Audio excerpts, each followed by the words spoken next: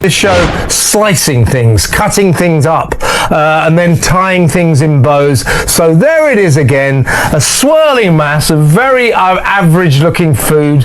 So Meghan tried to impress Hollywood with a fancy gift basket from her lifestyle brand, but Kris Jenner totally sent it back. And the drama got worse because Meghan used her royal HR title on it. And now people are calling her arrogant and out of touch, and instead of making her look like a lifestyle queen, it just turned into more gossip and showed how badly Hollywood is shutting her out. Salads, crumbling cheese on them, pastries, flowers everywhere. More of the same. Who wants this stuff? Well, I mean, what a load of crap. So this was more than just Kris saying no. It was a big sign that Hollywood is not here for Meghan's royal attitude, and insiders say she planned this whole thing to save her struggling brand. But the timing was bad, and now with Kris rejecting it, the rebrand looks pretty much doomed.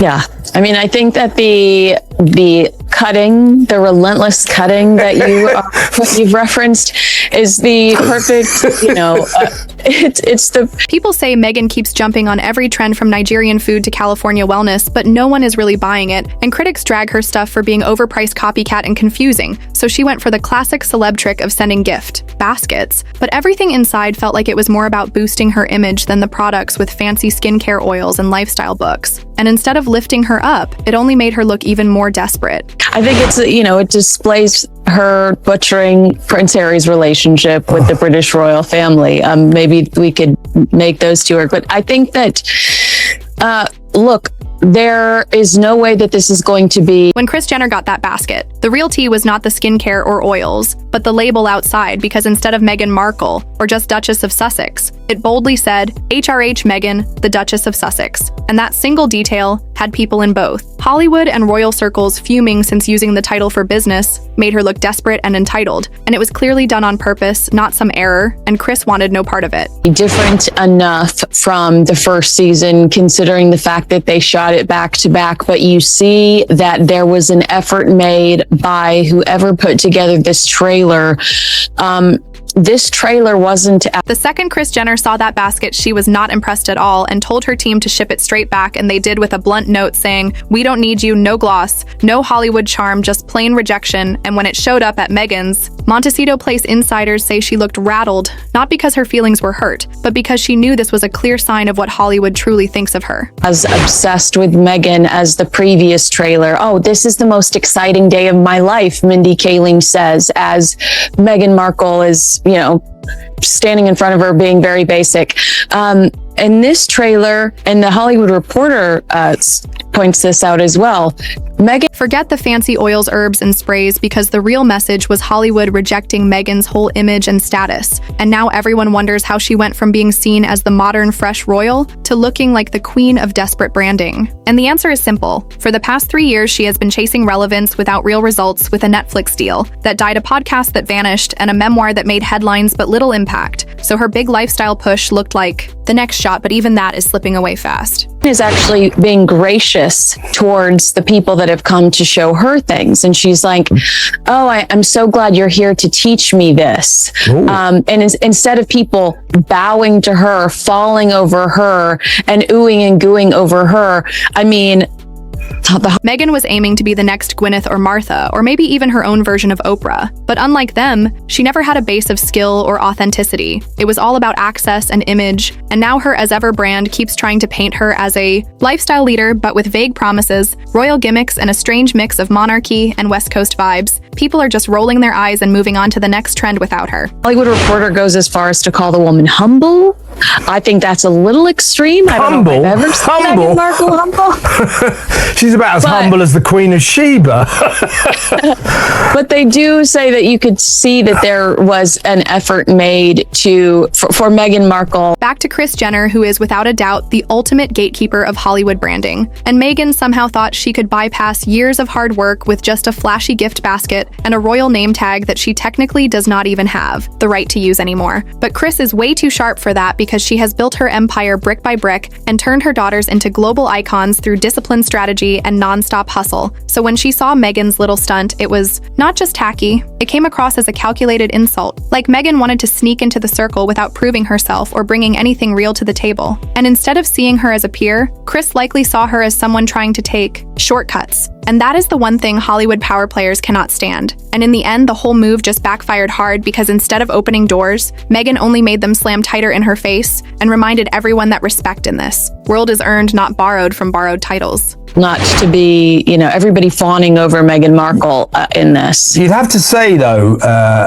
Kinsey, that must be editing, that they've seen the criticisms of the first series, so they've cut back a little on her sort of dominating the proceedings and everybody sort of bowing at. In Hollywood, the whispers are getting louder that Kris Jenner, who turned even reality TV into a billion-dollar empire, was completely unimpressed by Meghan and the way she tried to slide into the circle. And Kris' reaction was not just a one-time thing, it actually set the mood for others in the industry too. Because now executives and insiders are openly saying they are tired of Meghan's endless self-promotion that never comes with any real results. One talent boss even said she acts like her status is a type of currency, but there is no real product behind it, only flashy presentation with nothing solid to deliver, and that cuts deep because in Hollywood, everyone knows connections matter, but those connections only last when you bring value and authenticity to the table. The titles might open a door once or twice, but hard work is what keeps it from slamming shut. And right now, Meghan is still clutching those royal labels and trying to repackage her past into a lifestyle empire, but people are seeing through it, and the more she pushes, the more it feels like the shine is fading away. The altar of Meghan.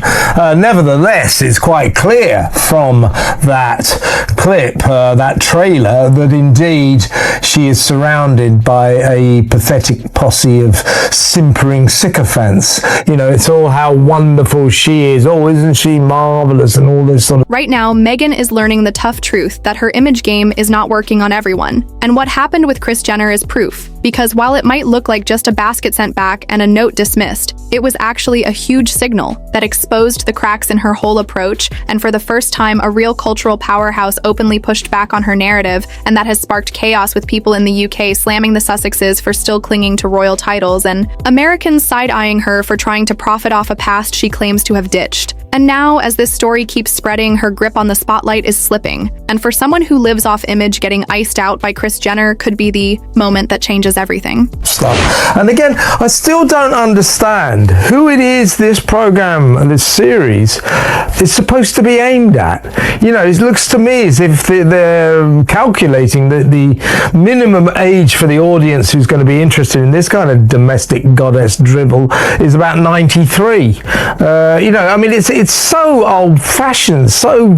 For Meghan, this moment stings way deeper than it seems. Because Kris Jenner, the mastermind who turned her own family chaos into a billion-dollar empire, just showed the world that this was not a little PR bump, but a full-blown career humiliation. Meghan sent out that basket hoping for validation and credibility, but what she got back was rejection so sharp it echoed across both Hollywood and royal circles. And the painful truth behind it is simple. You cannot fake cultural importance or try to ship it in a box dressed up with silk ribbons and borrowed titles because people eventually see through the performance. Kris was not just saying no to the skincare oils or lifestyle guides, she was rejecting the entire illusion Meghan has been selling, and by refusing to play along. Kris exposed how fragile the whole act really is and reminded everyone that real influence is earned over time, not manufactured overnight with branding tricks. Sort of, middle-aged at best, isn't it? She's not exactly going for the young audience, is she?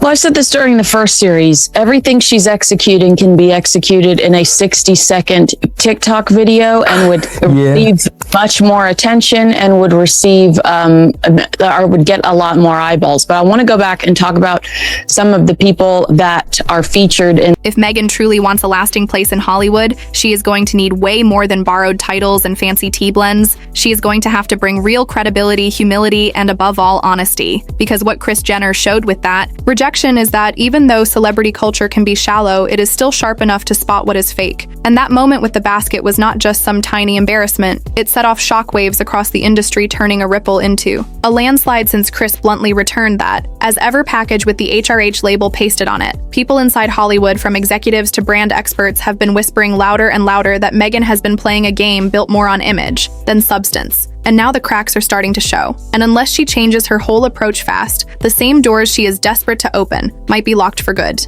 This trailer, I'm proud, I'm excited to announce that Daniel Martin, the makeup artist, survived Meghan Markle's bath salts. Oh, is he back? Is he back? Is he? Yes, the makeup artist is back. He survived the bath salts. It's great. That's really good news because I've missed him.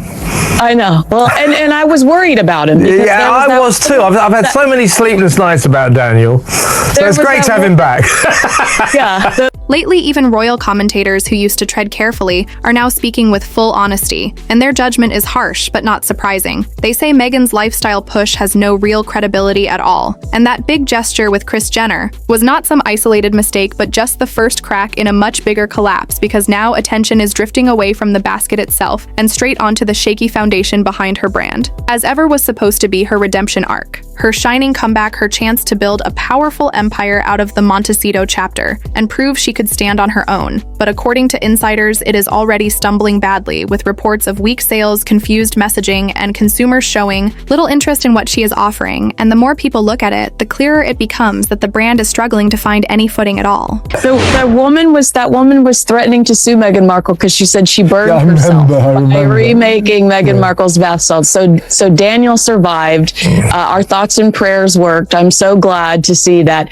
The insufferable Jamie Kern Lima is Jamie Kern Lima. You're gonna get a lot of... Insiders are saying the whole brand is scattered with no clear strategy at all, and the biggest red flag is that hardly anyone truly believes in it, not even people inside Meghan's own circle, which shows how shaky the foundation really is. Because from the very beginning, this venture was never launched with humility or authenticity. It wasn't about building trust or creating something meaningful. It came out wrapped in glossy PR campaigns, hyped up teasers, and constant efforts to tie every detail back to Meghan's royal status. And instead of making it feel strong and special, that approach only made it look forced, shallow, and disconnected from reality. Yeah, and moaning, and